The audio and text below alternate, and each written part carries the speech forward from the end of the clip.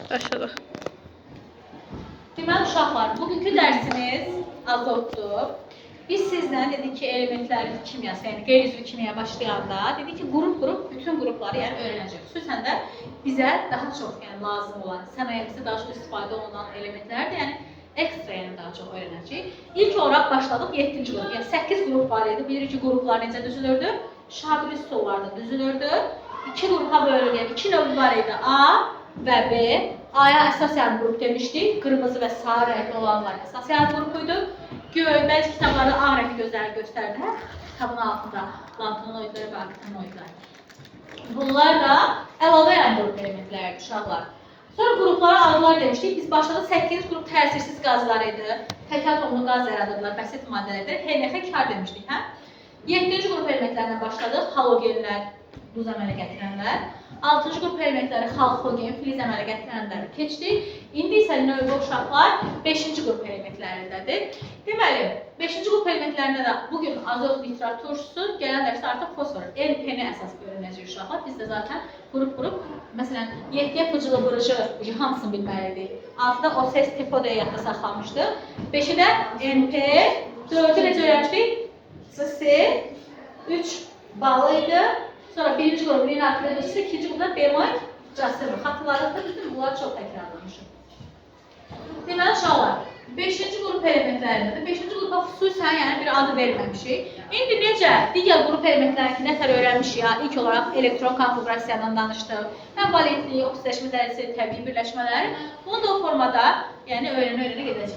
İndi 5-ci qrupdursa bunun elektron konfigurasiyası yəni bu elementləri NS2, NP3'dür uşaqlar. S-in neçə xanası var idi? 1. P-nin neçə xanası var? 3 xanası var. S-də neçə elektron var? 2. Elektronlar bilirik ki, biri yuxarı gedəndə biri necə olmalıdır? Aşağı həmişə belədir. Biri yuxarı, biri də necə oldu? Aşağı. 3 dənə P-də var, düzdürmü? N nədir? Dövrləri sana göstərir. Yəni 2S2, 2P3 ola bilər, 3S2, 3P3 ola bilər, 4S2, 4P3 ola bilər uşaqlar. P-də 3 elektron var. Elektronlar bilir ki, birinci necə düzülür? Tam görməmişiklər axı. Bütün xanalarda olduğunda ki, bu yerimi tutun, sonra cüt olmağa başlayırlar.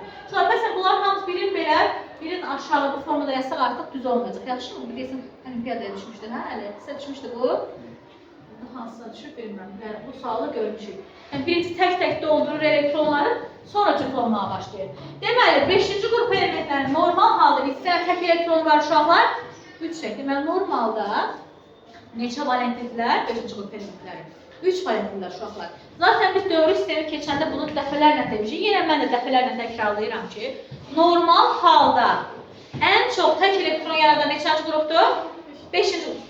Bizə sual necə? Çünki deyək ki, ən çox normal halda ən çox tək elektron yaradanı seç. Orada nə bileyim, məsələn, azot ayağında 7, tam ki, xlor ayağında 17. Bu kimi verəcək? Ayaq deyəndə, yəni sol ayağında da proton sayı olaraq verilir. Amma biz artıq əzbər bilsən ki, normal halda ən çox tək elektron yaradan neçənci qrupdur? 5. Artıq həyəcanlananda neçənci qrupu demişdik? 7-ci qrupda 7 dənə tək olur deyə. Buna görə deyək ki, həyəcanlananda ən çox tək elektron yaradan 7-ci qrupdur. İndi bu yazdığım çətin şey deyil ki, bütün elementlər üçün eyni formada yazılır. Məsələn, halogenlər keçəndə də bu formada getdik, kükürdü keçəndə də, indi də növbə azot, fosforlardır. Deməli, normalda 3 tək elektronlar var. Həyəcanlananda 5-ci qrupu deyil, neçə tək elektron olmalı uşaqlar? 5 tək elektron olmalıdır. Şurada istərində bir dənə fon demişdik, hə istisnadır. Normalda hər elementin maksimum valentliyi, yəni maksimum rabitə yaratma ehtimalı, maksimum valentlik və maksimum oksidaşma dərəcə onu yerləşdiyi nəyə bərabər idi?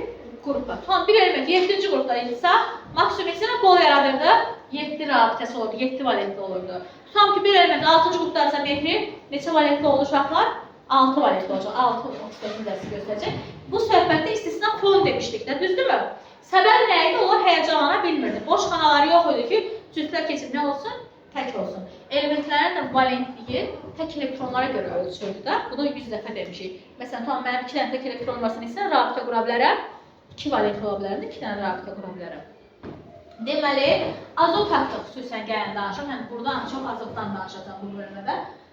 Azot 7, 14, bunu sizə özü verəcək. Heç hansı elementin protonunu bilməlisiniz. Tam görürlər, mən rahat. Protonunu bilməlisiniz deyə bir qaydamız yoxdur uşaqlar. 7 proton varsa gəlib protonun elektron konfigurasiyasını yazaq. Birinci elektronlar necə olur? Nüvə olur. Atom nədən ibarətdir? Nüvədən. Nüvənin içində proton, neutron, ətrafında nələr var? Elektronlar. Normal halda proton elektrona bərabərdir demişik. İndi 7 dənə elektronu elektron xanalarda, yəni halqalarda böləcəyik. Demişdik ki, birinci təbəqənin bir halqası olur. 2-nin neçə dənə halqası olacaq uşaqlar? 2 dənə. S-lərin üstü neçə dənə yazı gedirəm? 2. Baxın, 2, 2, 4-ü getdik. 7 olmanı səs atmır. 3 dənəsi qaldı. 2P3. Mənim işim həmişə sonladır, düzdürmü? Deməli, bir halqa, 2 halqa neçənci dövrdür? İkinci dövr. Sonda neçə xana, yəni elektron var? 5 dənədir, hə? Neçənci qrupdur? 5-ci əsas yarı qrup, A qrupu. Əgər qısa elektron konfigurasiyasında D olsa artıq nə olacaq? Əlavə yarı qrup. Yukarı. Sağ ol. İkisini bir başa düşebilirsən. Ben yazmıştım. Qaydani yazmıştım. Azotu. Heç olmasa dinləməni lap yaxşı öyrən. Bundan sonra var. Hayır, eləyəmsənsə problem deyil. Hə, deməli, saat deyil açmında. Onun notəsindən bağlı sorunu var deyil. Sorun deyildi, yəni də sevgi sorunu. Hə, deməli, 5-ci qrupdur, əsasən qrupdur, ona görə dedik ki, son təbələsində nə yoxdur? D yoxdur, hə? D element, D olsaydı artıq deyəcək ki, əlavə qrup elementdir. Sonra indi azot 5-ci qrupdur, maksimum əslində neçə variantı göstərməlidir? 5 dənə tək elektron yaratmalıdır. Amma ikinci təbəqənin axı boş D-si yoxdur ki, buradakı cüt gəlib keçsin, onun doldusun, tək elektron olsun. Həyəcanlana bilmir deyə. Azot maksimum neçə variantı olacaq uşaqlar? 4. 3, həmişə əksər var, 3 variantı və 3, 4. 4-də donor akseptor rabitə görədir. Azotun valentliyi neçə olacaq? 3 və neçə variant göstərir uşaqlar? 4 göstərir. Amma oksidləşmə dərsi normal qaydaya uyğundur, ha. Azot 5-ci qrupda deyil. O zaman maksimum oksidləşmə dərsi neçədir? Müsbət 5. Minimum oksidləşmə dərsi neçədir? 8 çıxdırıq, hə? Aralıq da göstərir, ha.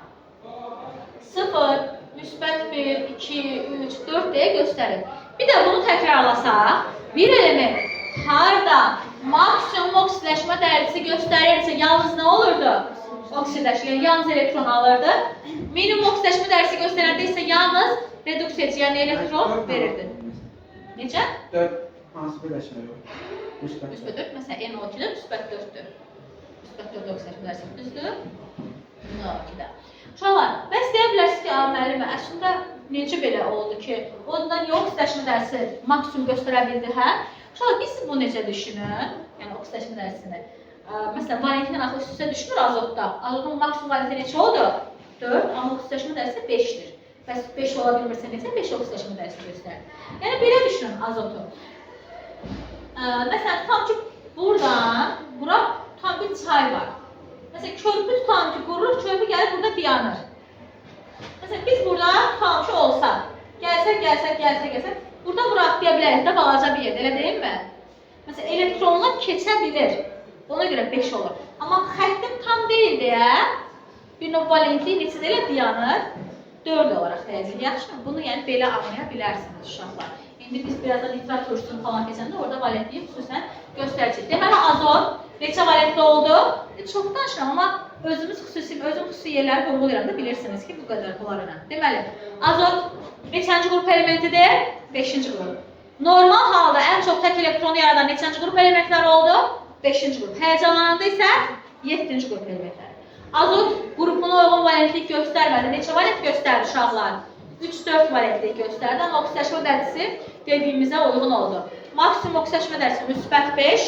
Bir element harada maksimum oksidləşmə dərsi göstərirsə, yalnız oksidləşdirici, ki sözsüz ki, ORL reaksiyasındırsa. Harada minimum oksidləşmə dərsi göstərsə nə oldu? Reduksiya edici. Aralıq oksidləşmə dərəcəsi göstərəndə isə həm oksidləşdirici oldu, həm də reduksiya edici olmuş oldu uşaqlar. Uşaqlar, gələk təbii birləşmələr, nədir valentlik dedik, oksidləşmə dərsi dedik. Azot təbiətdə sərbəst halda tapılır. Jones demişdi ki, karbon, oksigen, azot və kükürt. Təbiətdə həm sərbəst, həm də birləşmələr şəklində tapılır. Məsələn, havada azizə nə var? Azot var. Uşaqlar, ümumiyyətlə azot çox önəmli element. güclü. Havada 78% var. Heç ondan nəfəs almaq adama belə biraz qəribə gəlir. Amma gübrə istehsalı olsun, partlayıcı maddələr istehsalı olsun. Xüsusən bədənimizə bilirsiniz, zülallar nə qədər önəmlidir. Yəni yapıcı maddədir zülal. Zülalların, turşuların içərisində yəni azot var. Gübrələrdə çox önəmli daşıyır. Çox önəmli gübrələrin içərisində azot elementi yəni tapılır. İndi gübrələr dərsində, fosfordan sonra gübrələr dərsində bunu xüsusən vurğulayacaq uşaqlar. Deməli, azot təbiətdə sərbəst halda tapıldı. Azotun təbii birləşməsi nə şəklindədir? M2 şəklində olduğunu bilirik. Azotla azot arasında neçə xətt olduğunu bilirik uşaqlar? 3 xətt. Həm bunu belə izahlamışlar fon söhbətində. Fonu 3 yerdə vurğulayırdı. Fon yerləşdiyi qrupların variantını göstərmirdi, düzdür? Sonra fonda F ilə F arasında neçə xətt var idi?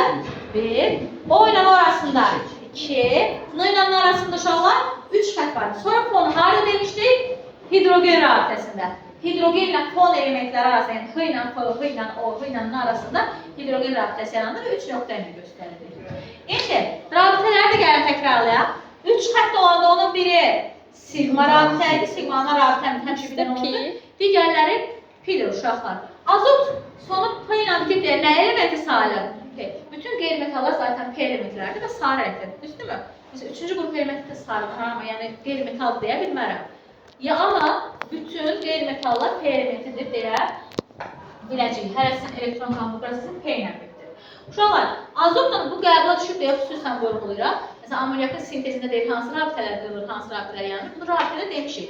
Amma burada bir dəfə də təkrarlamaq istəyirəm. Azotla azotun sigması P orbitalları, sigmalar yatılıdan yaranırdı, hə? P'lərin yatılısından yaranır. Amma pi rabitə həmişə demişik ki, necə olurdu? Ayaq üstü olur. Sigmalar hansı rabitələr idi? Yatılı. Ayaq üstü duranlar hansı rabitə uşaqlar? Pi rabitədir, düzdürmü?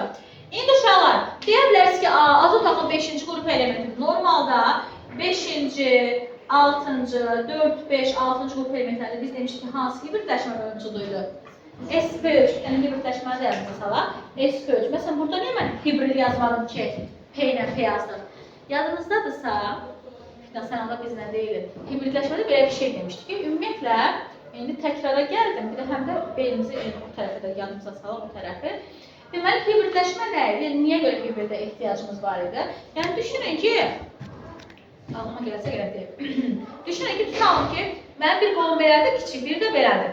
İndi mən belə rabitə qursam, harınasa tutsam, nəyəsə tutsam, rahat tuta bilərəm, möhkəm olaraq, dayanıqsız olaram mən. Orbitalları belə tutam ki, karbonun məsələdir, ya da azotun. Bir dənə qolu belədir, 3 dənə qolu da belədir, uzundur. Tuta bilməz elə deyilmi? Buna görə müxtəlif enerji və müxtəlif formalı orbitallar birləşib hibrid orbitallar yaradırdı. Hibrid orbitalın başı balaca, hamı bilir ki, gövdəsi də uzun uşaqlar. Amma orada vurğulamışdıq, bizim o 8-ci qrupla işimiz yox idi. 1-ci qrupla 7-ci qrup nə eləmirdi? Hibrid yaratmırdı. Bir də qeyri-polyar tablet rabitələr. Məsələn, M2-yə ehtiyac yoxdur. Yəni, nədən düşünün ki, məndən 2 dənədir. Onun da bir qol belədir, bir qol belədir. Bir-birimizdən tutsaq, onun böyük qolu, mənim balaca qolumuzda, tam yekə qolu, balaca qolumuzda, tam standart uzunluq, eyni uzunluqda olardı rabitələrimiz, düzdürmü? Yəni, belə düşünə bilərsiniz ki, buna görə hibridləşir. Amma artıq amonyakda, indi amonyak dərsini birazdan keçəcəyik. NH üstü azot artıq SP3 hibridləşmə dərəcəsini göstərəcək. Normalda 4, 5, 6-cı qrup elementləri SP3, yəni bir dənə S balaca qol, 3 dənə böyük qoldan birləşib 4 dənə hibrid qol yaradır. Əslində dəfə başdan gedim. Azot neçənci qrup elementi oldu? 5-ci qrup. Valentliyi neçə oldu? 3, 4 oldu. Maksimum da NH4-də falan ən çox görəcəyik. Düzdür, NO2-də falan da 4 valentlidir. Bəs oksidaşma dərəcəsi 145, qrupu qədər maksimum, minimumda isə tapdı, maksimumdan 8 qrup. Bir element harada maksimum oksidaşma dərəcəsi göstərsə yalnız oksidləşdirici, minimum göstərsə yalnız reduksiya edici olur uşaqlar. Sonra nə dedik?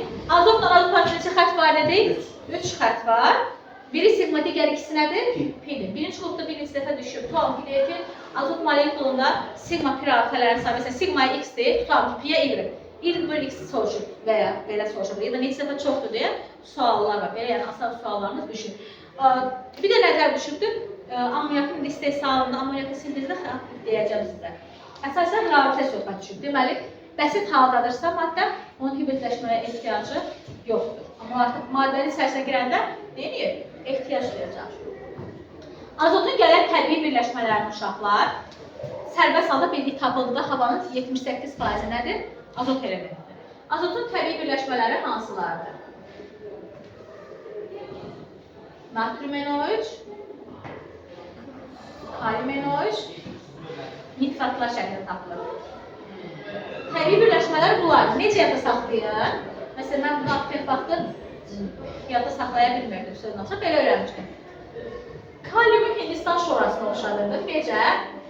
Hindistan şoralar deyil. Aktiv metalların, nitratlarına, NO3'lərinə şora deyil uşaqlar. Hindistan şorası. Yəni, nəfəsə K-dır, bu da K hərfi də bir nöqtəyə oxşayır deyə. Mesela elə yadımda saxlamışdım və yadımdan çıxmırdı yəni. Hindistan şorasıdır. Kalsium olanlar uşaqlar Norveç deyir. Norveçdə C hərfi var, yəni bir C-sı var da bunun. Yəni en azından seçmək olaraq bu formada da saxlaya bilərik, belə deyilmi? Çünki hər dərsdə en azı minimum 4-5 dənə ad öyrənilir. Bunun adı nədir? Norveç şorası gelir ad olaraq. Bu da Çili şorasıdır. Çili şorası. Bu da asandır, amonyum şorasıdır. NH4'ü hamı neyir? Amonyum şorası olacaq. Təbii birləşmələrini dedik uşaqlar. Təbii sayəsində valentinlidir. İndi gələk azotun alınmasına. Ümumiyyətlə qalmaq üçün adlandırdıq da. Yox, adları budur. Sadəcə adları budur. Bəli. Məsələn, Hindistanı necə yazılır? Biraz fərqlidir deyə bunların adları. Məsələn, hamısı şora gedirək. Məsələn, mən Hindistan şorasını K-ya oxşuyur deyə düşünmüşəm. Yəni ən azından öyrənə bilirsiniz nə görə? Öyrənə bilirsə belə bir şeylərlə yapıb saxlaya bilərsiniz. Norveçdə tam ki C hərfi var, burada da C var. Bu birisi də Çili şorası. Yəni şoralar aktiv metalların nitratlarına deyil. Bəs azotun təbii birləşmələrdə necə alır? Havada necə alacaq? Distillə uşaqlar. Hava distilli olur daha. Havanı soydurlar, tozlardan təmizləyirlər. İlk öncə havadan azot alınır, maya şəklində. Sonra havadan oksigen alınır. Bunu ən çox sənayedə alacaq uşaqlar. Yəni sənayedə alınma sular bizə nə idi? Daha kiçik reaksiyalar, daha az maddə sərf olunurdu. Və yaxud da ki, təbii birləşmələrdən aldığımız nəsə bir maddə sənayedə alınmış sular gedirdi. İndi keçək görə azotun başqa hansı maddələrdən alacaq? Alınma reaksiyalarına gələk. Uşaqlar, ən məşhur reaksiyadır NH4NO2-nin parçalanması. Xüsusən birinci qrupda bunların parçalanma reaksiyası düşür. Məsələn, NH4NO2-nin NH4NO3-ün parçalanma reaksiyası düşür. Məsələn, əksər qəbullarda, çox qəbullarda görülür. NH4NO2 mən burada təkrar kimi NH4NO3-də yazacağım. Azot alınmır ha burada. Sadəcə ikisini də fərqləndirir deyə. Deməli, amonyum nitrit NO2 HNO2-nin qalınlığında elə deyil. Amonyum nitrit və amonyum nitratın parçalanmasına baxmışam. Hər ikisindən nə çıxacaq? Su. Ümumiyyətlə, əksər xırlı olur reaksiyalardan bilir ki, su çıxasıdır da, elə deyil mi? Əksər verir. Hansı? Əksər. Deməli, oksigeni az olanlardan, oksigeni az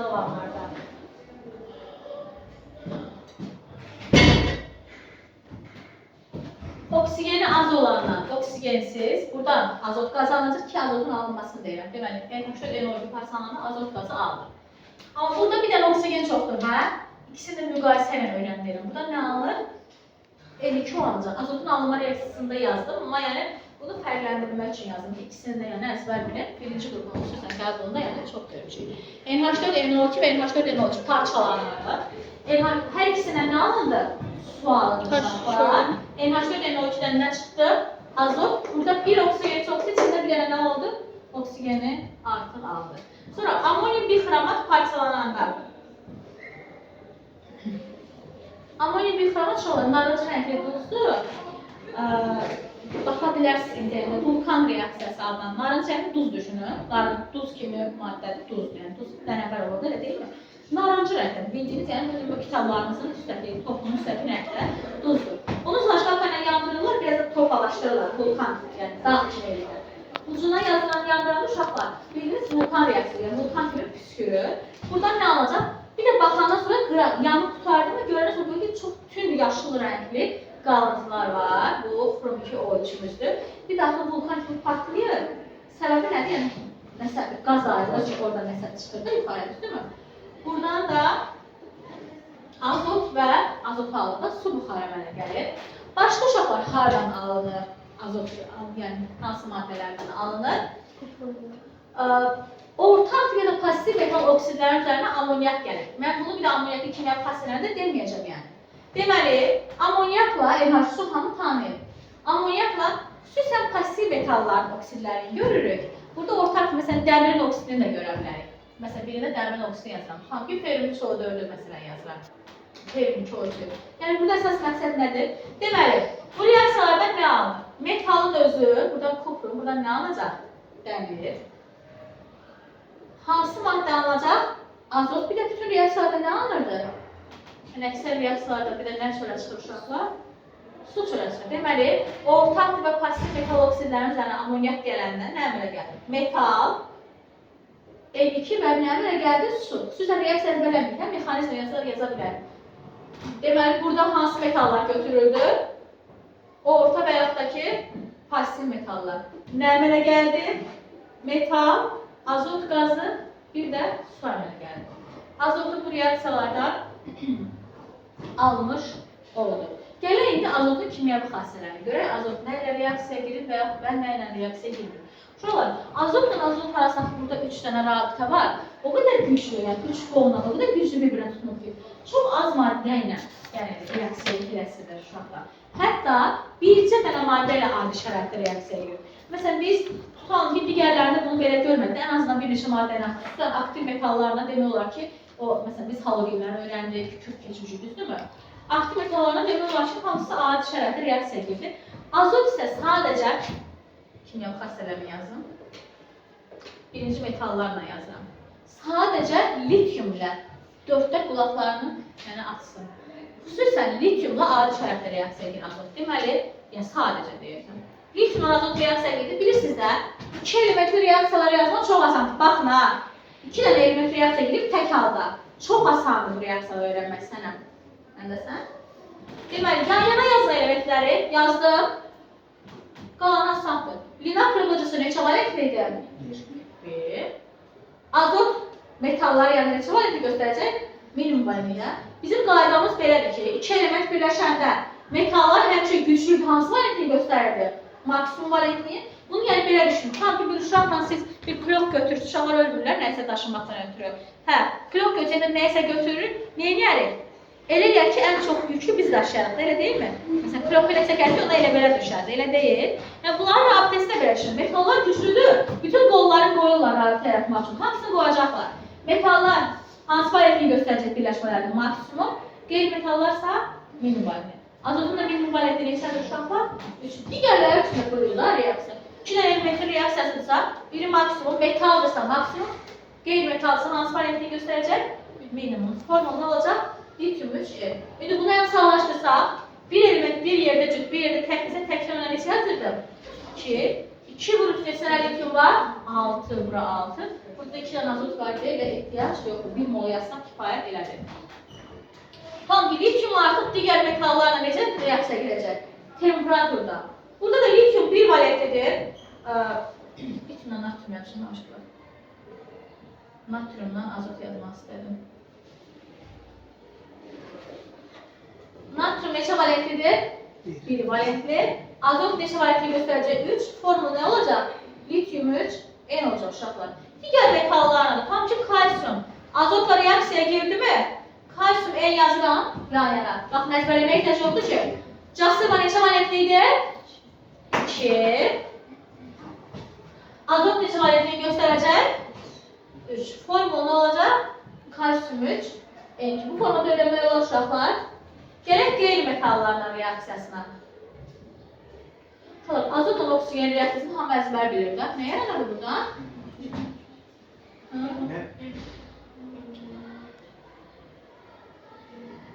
Endotermik reaksiyaydı, normalda birləşmə olub da endotermik olan. Burada nə alır uşaqlar? Emo alır. Biz bunu şimşək çaxanda gördük, düzdürmü? Şimşək qılıcında 2000-dən yuxarı temperaturda, bəli. Normalda biz demişdik ki, birləşmə və yanma reaksiyaları nə idi? Fidan, sizdəsə? Normalda birləşmə və yanma reaksiyaları eksotermik idi. Amma bunun reaksiyası endotermik. Hansı ki idi? Mənfi 3 olur. Səbəb o idi ki, oksigenlə gedən reaksiyalar yanma reaksiyalarından deyil. Buradakı istediyi uddu, şimşəyin istədiyini, enerjisini uddu reaksiyaya edir. Əgər ki, reaksiyaya Normal şəraitdə azotun oksigen havada var axı. Reaksiya girsə nə olardı?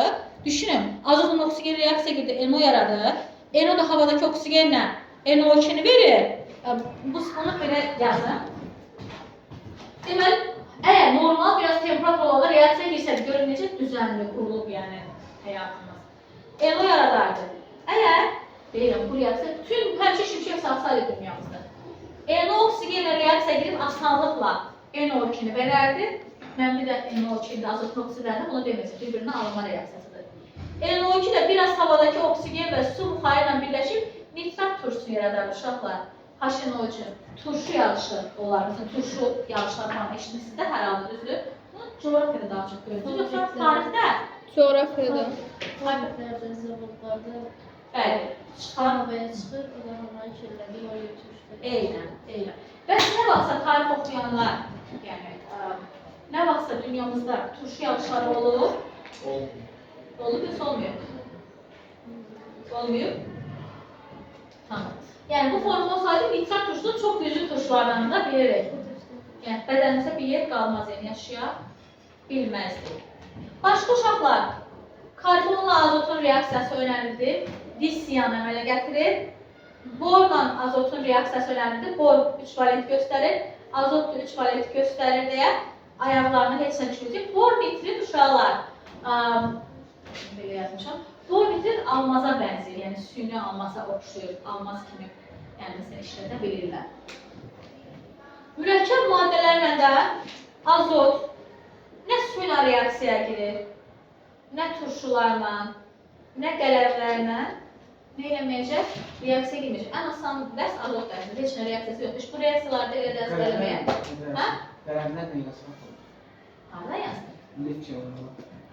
O qələmi metaldır, natrium. Qələmi amma nədir? Natrium OH. Yaxşı. Deməli, azotu tənətə gedər, təkrar gedər. Azot neçənci qrup elementidir? 5-ci qrup elementidir. Normal halda 5-ci qrupla neçə tək elektron yaratdı? 3. Həyəcanlarda neçə oldu? 5. Azotun amma valentliyi neçə oldu? 3, 4. Amma oksidaşma dərəcəsi maksimum müsbət 5, minimum neçə olacaq? Mənfi 3. Azot təbiətdə həm sərbəst, həm də birləşmələr şəklində taxılıbdır ki, havanın 78% nə idi? Azot idi. Azotun azot arasında kaç var idi? 3 xət. Onun biri sigma, ikisi pi oldu uşaqlar. Sigması P ilə P-nin yatılısı, pi rabitələri onsuz da həmişədir. Ayaq üstə duracaq. Təbii birləşmələr hansılardır?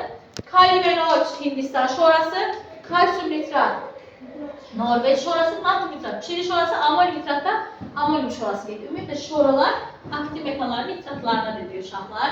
Başqa necə aldım? Amonyum nitritin parçalanmasından NH4NO2 parçalananda azot və su verdi. Amonyum bixromat parçalananda krom 2O3 tünd yaşlı rəngli maddədir. Azot və su verdi. Bir də ortak və pozitiv metal oksidləri üzərinə amonyak gələndə metal, azot və su. Birinci qrup, məsələn bu qədər, məsələn bu reaksiyalar asan idi, hə? Birləşdirdim, valentləri də ayaqlarını düşürdüm, yazdım İsmail, düzdürmü? Amma alınma reaksiyaları çox vaxt birinci qrupa əksər vaxtlar verir sözüm. Yəni nə təşkil, hansı maddədən alınır? Ən azından, məsələn, solun biri bu maddədən hansı maddə alındığını bilək. Məsələn, xlorda dedim ki, kalium mangan O4, mangan O2, kalium krom 2O3 üzərində H xlor gələndə xlor qazı alınırdı. Məsələn, orada xüsusən o hissəsini vurulub bilməliyik. Məsələn, kükürt tam nədən alınırdı? Həm sərbəst şəkildə var idi, həm də ən çox məsələn, ferrum S2-nin parçalanmasından aldıq. H2S ilə SO2-nin üzərinə gəldik, kükürt aldıq. Yəni, ən azından nələrdən, tabi kükürt, nələrdən halogen, nələrdən azot alındığını bilək uşaqlar. Bu reaksiyaların da hamısı, yəni asan reaksiyalardır, birləşdirib yazdım. İndekslərini ən azından testi, ən pis fəaliyyətdə testi onu uyğunlaşdıra biləcəksiniz. İndi bir lövhə nəsə danışdım, amma burada nə idi önəmli? Təkrar istəyə getmiş, bir dəqiqə danışdığında valentlik, oksidaşma dərsi tək 3-4 söhbətini bilək. Neçə dəqiq rabitədir, onu bildik. Təbii birləşmələrini bildik uşaqlar. Nələrdən alındı, nə reaksiya bildik və ən asandır. Pauza ver. Addık. Hə. Deməli, keçək.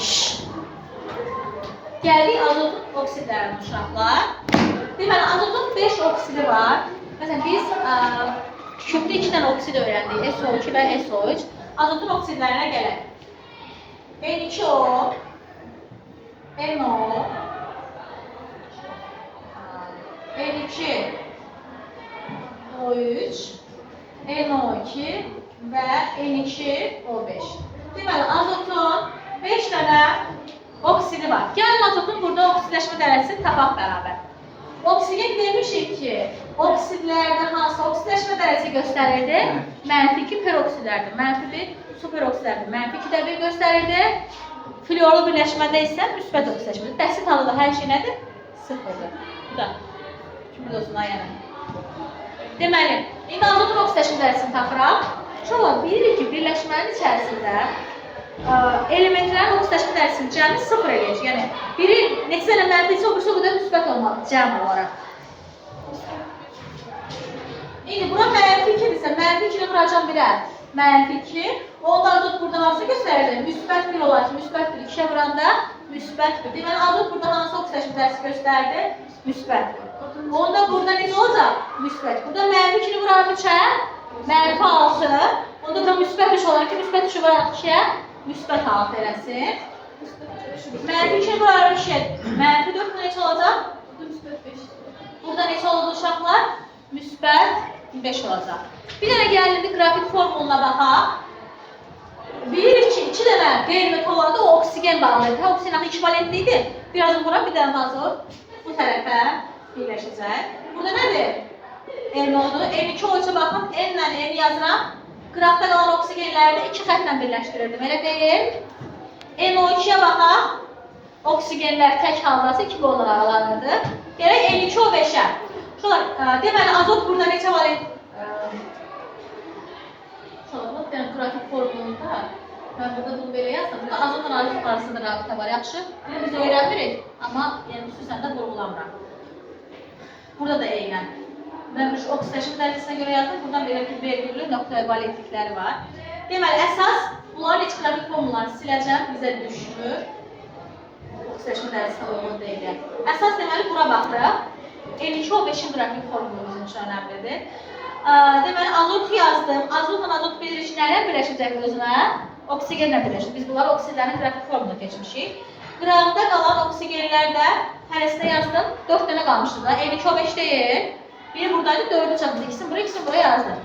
Oksigenlər axı belə yazmalıyıq. Amma belə yazılan azot neçə valentli oldu? 5 valent olur, hə?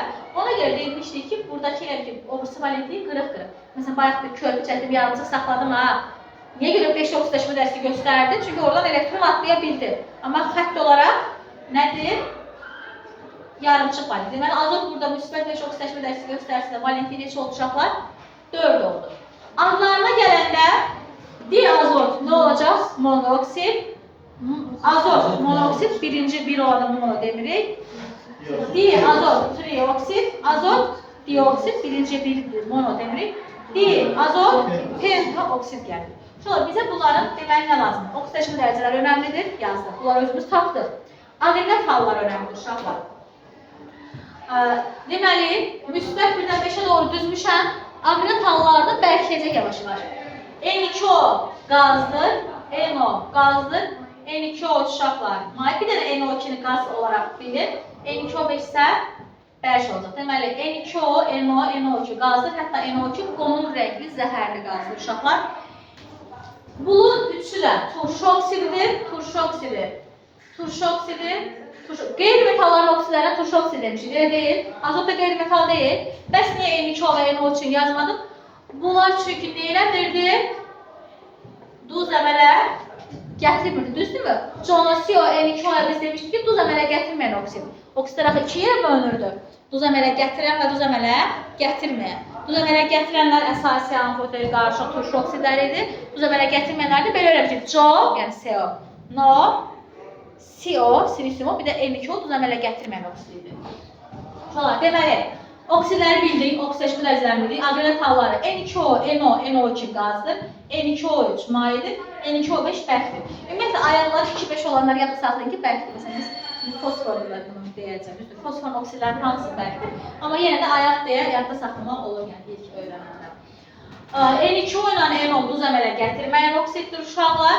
N2O3, NO2 və N2O5 isə duz əmələ gətirən oksiddir və turşu oksidlərdir. Turşu oksidlərlə biz turşu anhidridi də deyirik. Yəni susuz turşu söhbət var. Sonra turşu oksidlərinin ən məşhur, biz bunları keçmişik turşu oksidlərini, yenə təkrarlayacağam. Bunların su ilə reaksiyalar bizim üçün önəmlidir. Su ilə nə cürə maddə verirsə, qələmlə də eyni maddə verirsə. Sadəcə şurada H-ın yerinə natrium, tamam, kalsium yazacaq. Məsələn, N2O3 üzərindən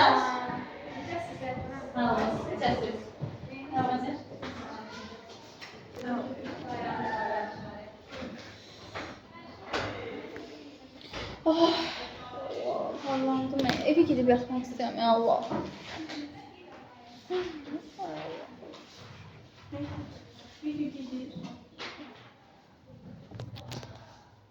Ha. Neyse.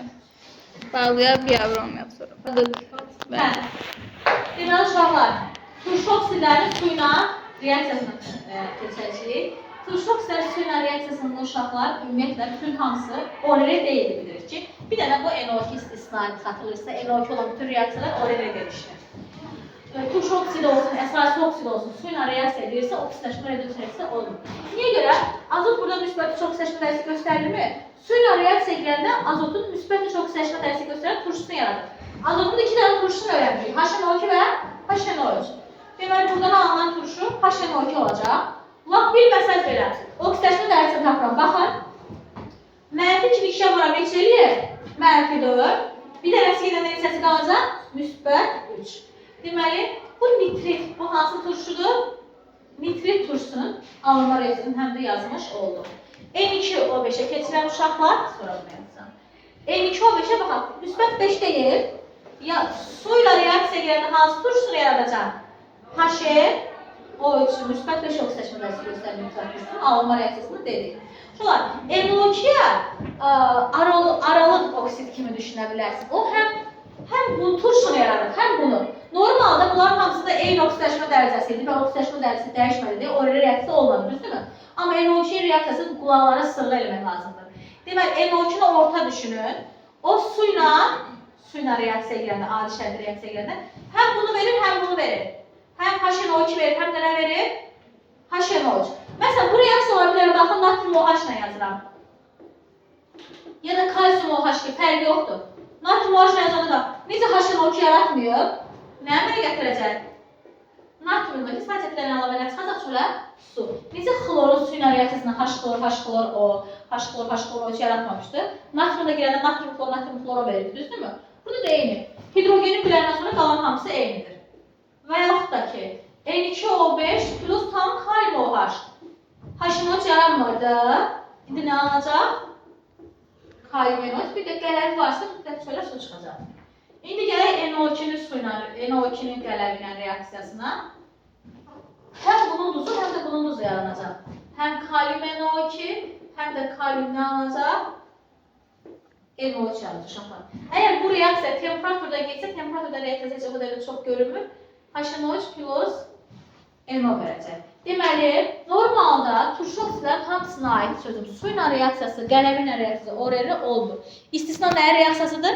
NO2-nin. Xüsusən də NO2-nin reaksiyası qəbulların göz bəbəyidir. Düşür yəni buradan sonra. Tutalım ki, natrium karbonatdır, NO2 ilə reaksiyaya girir. Onda natriumun həm qələvi birləşməsi yaranar NO3-lü, həm natriumun NO2-lü bir də əlavə burada nə alınacaq? Karbon qazanılacaq. Bu da birinci dəfə qəbula düşür deyə bu reaksiya xüsusən yəni yazılır uşaqlar. NO2-nin aralıq turşu oksidi oldu. Həm nitrit turşusunun, həm də nitrat turşusunun qalığı. Deməli, oksidlərdən nə bildik? N2O oksidləşmə dərsindən artı getdi, hə? NO duz əmələ gətirməyən oksiddir. Diazot monoksid, azot monoksid oldu. Su ilə duz əmələ gətirməyənsə su ilə hala reaksiyaya girmir. N2O3 mayedir. Uşaqlar, 3 oksidləşmə dərsi göstərdi. N2O3 diazot trioksiddir, nitrit turşusunun antihidrididir. NO2 qazda özü rəngi də var, qonur rəngli qazdır uşaqlar. Su ilə reaksiya o həm nitrit, həm nitratın qalığını yaratdı. N2O5 diazot pentaoksid, turşu oksiddir, nitrat turşusunun qalığıdır. Çox şey danışdım, ama 2-3 dənə şeydir də önəmli içərisində, yəni özünüz onsuz səfədə tuta bilirsiniz. Mehdi bir dənə pauza eləyək. Başlayaq. İndi gələk uşaqlar ammonyaka. Ammonyak da çox önəmli dərsdir. Formulun birlikdə amonyakın nədir? NH3-dür. Şöyle azotla hidrogen burada qrafik formulu çəkə bilərəm də. Hidrogenlər həmişə neçə xəttdən ayrılır? Bir xəttdən. H. Yazdın mı? Şöyle bayaq dedik ki, azot normalda bəsit halda hibridləşmə yaratmırdı, hə? Amma qalan 4-cü, 5-ci, 6-cı qrup elementləri hansı hibridləşməni göstərirdi? sp3 göstərir. Deməli, azot burada hansı hibridləşmə dərsi göstərir? sp3. Şöyle deyə bilərsiniz ki, sp3-də bir dənə s qolu, balaca qol. 3 dənə də uzun qol birləşir. Neçə dənə qol yaratmalıydı? 4 dənə də 1s, 3 dənə də neçə dənə qol yaratmalıdır? 4 dənə. Bəs NH3-də azot neçə qolunu istifadə edibdir İsmail? 3 qol. Elə bir qol nə edibdir? Boşda qaldı, rabitə qurmuşlar. O qol da donor akseptor rabitə yaranma zamanı olacaq. Deməli, normalda sp3 hibridləşmələrin hibrid orbitalar arasındakı bucaq 109.28 dərəcədir. Burada ama bir dənə qolum rabitə yaratmayıb, biraz elə ki, qısılıbdır. 107.4 dərəcə olacaq burada hibrid orbitalar arasındakı məsafə. Hidrogenlər də həmişə bilirik ki, s orbitaldır uşaqlar. Hibridləşmir, yəni həmişə yumru olaraq qalır, yəni s orbital olaraq qalır. Uşaqlar, amonyakın xüsusi kəskin iyi var, hamı bilir azdan çoxdan. Kəskin iyi var uşaqlar amonyakın. Deməli, hibridləşməsi sp3-dür dedik. Bəs amonyak necə alınır? Amonyak necə alınacaq? Artıq əzbər bilirik. N2 plus H2-dən nə əmələ gələcək? Göy materialdan rahat görsənir videoda. NH3 əmsallaşdıranda bir element harda tək, harda cüt, harda təkcə önər isəsə də 2. Yəni bir dənə azotla neçə dənə hidrogen reaksiyaya girir? Bayaq toxda buna aid məsələ vardı, hə? 3 mol hidrogen reaksiya edib, amonyak yaranır. Özü azotla hidrogen belə çox da rahat reaksiyaya girmir. Nə ilə olacaq reaksiyamız? Katalizatın. Azot ümumiyyətlə çətin nə iləsə reaksiya girir. Bunu artıq bayaq dedik ki, bir dənə lityumla aid reaksiyaya girir. Şöyle, amonyakın alınmasını edirik. Amonyakın xüsusən deməli, su ilə reaksiyası bizim üçün önəmlidir. Heç bir nəzbərləməyə ehtiyac yoxdur. Şöyle, su H-OH deyil. Hepsini tamamen özünə birləşdirəcək. Hər amonyak özünə H-ı birləşdirib nəyə çevirir? NH4, OH. Artıq bu iyona biz hansı iyon dedik? Amonyum iyonu dedik və donor akseptor rabitəsi vardı. Azot burada donor, hidrogen nə idi? Akseptoruydu. Daha sonra NH3 üstünə H-klor gəlsə, artıq qaydamızı bilirik. NH sözlə nəyə birləşdirir? Harada H görsə onu birləşdirəcək, nəyə çevrilir? NH4 nə oldu? Xlor, amonyum xlorid. Fikir verin, nəyə səzbərlədirəm? Yox, sadəcə NH3 H-ları neymiş? Özünə çəkib birləşdirir. Başqa, NH3 plus H2SO4. İndi burada nə alacaq? Bunun, yox, bir dənəsini. NH4 HSO4 oldu, hə? Onda belə olsaydı bəs uşaqlar. İkisi də götürəcək. Onda hər NH3, 2 dənə NH3 var, hə? Elə burada 2-ni belə yazacağım. 2 dənə NH3 yazsam, 2 mol NH3. Bunun da 2 dənə H-ı yoxdur. Bir H-ını bura, bir H-ını bura birləşdirər, hə? Nə anlar o zaman? NH4-dən neçə dənə? 2 dənə SO4. Şöyle, amonyumun valenti neçədir? 1 valentlidir. Oksidaşma dərəcəsi də toplu olaraq müsbət bir oksidaşma dərəcəsi göstərir və donor akseptor rabitəsi var. Şöyle, NH4-lü olan birləşmələrdə donor akseptor rabitəni bildik. Azotla hidrogen rabitəsi deyə kovalent rabitə var, qeyri-metallar rabitəsi kovalentdir. Bir də iyon yaradır deyə həm də iyon rabitə olur amonyumlu birləşmələrdə. Normalda uşaqlar, bunlar, məsələn, amonyum xloriddir. Təzdən geri parçalanabilir. Geri parçalananda eyni maddə yaradır. NH3 plus nə alır? H-xlor. Tam bu parçalansın nə əmələ gələcək? NH3 plus H2SO4. Elə bil ki, amonyak və turşunu yaradacaq. Tutalım ki, NH4 H2PO4 deyil. Baxıram, amonyumlu birləşmədir. Parçalanırsa nə yaradacaq? NH4 özünü nəyə aparacaq? NH3-ə. Bir də bu turşu hansı turşudur uşaqlar? Çətin deyil ki, reaksiyalar. Mənim, siz NH3 plus neçə yazın? H2SO4.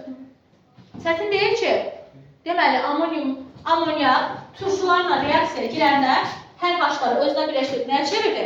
NH4-ə. Təzdən amonyumlu birləşmələr də parçalananda nə yaratdı? Amonyak və turşunun özü yaratdı. 2 dənə duz var ki, bunlar kimi parçalanmır. Bayaq azot dərsində də bunu dedik ki, uşaqlar. Amonyum nitrit və amonyum nitrat çox önəmlidir. Parçalanması bunun kimi deyil. Normal qayda olsaydı amonyak plus HNO2, amonyak plus HNO2 yaradardı, hə? Amma burada istisna deyil, N2 plus H2O idi, bu da N2O plus H2O idi, düzdürmü? Oksigeni çox olan bu formada parçalandı. Uşaqlar, su ilə reaksiyasından amonyum hidroksid dedim, amma naşatır spirti olduğunu demədim ki, amonyak suda çox qəşəng həll olur ki, kəskinliyi var. İnsanlar falan bayraqda iyilədirlər, naşatır spirti deyirlər. NH4 spirt deyirlər, sadəcə ad olaraq elədir. Birbaşa beynə, yəni yandırırlar, belə deyim, burun yolunu, o saf, yəni məsələn, bayraqdan bundan ilgəyəndə ayıla bilir. Deməli, amonyakın formulu nə oldu? NH3. Azot orada hansı birləşmə dərsi göstərdi? SP3. Bucağı neçə oldu? 107.4 oldu uşaqlar. Amonyak necə alındı? N2 ilə H2-nin reaksiyası. Hər NH3 nə ilə reaksiya edəndə özünü nəyə çevirdi? NH4-də. Amonyum ionunun valentliyi nədir? Bilir, bunu köhnə dərsədən bilir. Oksidləşmə dərsi də müsbət 1-dir. Hər amonyak turşu ilə reaksiya edəndə özünü nəyə çevirdi? NH4-lərə çevirdi. Eyni zamanda bunlar da parçalandı amonyak və öz turşusunu yaratmış oldu. Bir də bilirik ki, amonyumun bütün duzlar suda necə həll olurdu? Qəşəng. Demişdik ki, hansı duzun tərkibində kalyum, natrium, NH4, NO3 var. 3 dənə N ilə, hə? Natrium, NO3, NH4 və kalyumda olan bütün maddələr suda necə həll olurdu? Çox qəşəng həll olurdu ki, amonyumda bütün duzları suda yaxşı həll olur. Xüsusən amonyumun təyini bizə düşür uşaqlar. Amonyakın yanmasını birdən demərəm, amma burada da deyəcəm, yadından çıxar. Amonyum ionundan danışıram deyə deyirəm ki, amonyum ionunu biz təyin söhbətlərdə keçmişdik ki, amonyum ionunu OH ionuna təyin edirlər. Səbəb NH4OH çox zəif birləşmədir, amonyum hidroksid. Asanlıqla parçalanır amonyak qazına, kəskin iddialı qaz yaranır deyə təyin edilir və su yaradır uşaqlar. Bu necə olacaq? Tam deyir ki, NH4 xlor verir, onu da necə təyin edərək? Qələbi ilə, yəni OH verən maddə ilə təyin edəcək ki, səbəb NH4 OH-ı götürür, asanlıqla parçalanır amonyak qazı və su. Uşaqlar, amonyak qazının oksigenlə reaksiyası çox önemli. Məsələn, bu reaksiyalar elədir ki, əzbərləməyə ehtiyac yoxdur, hə?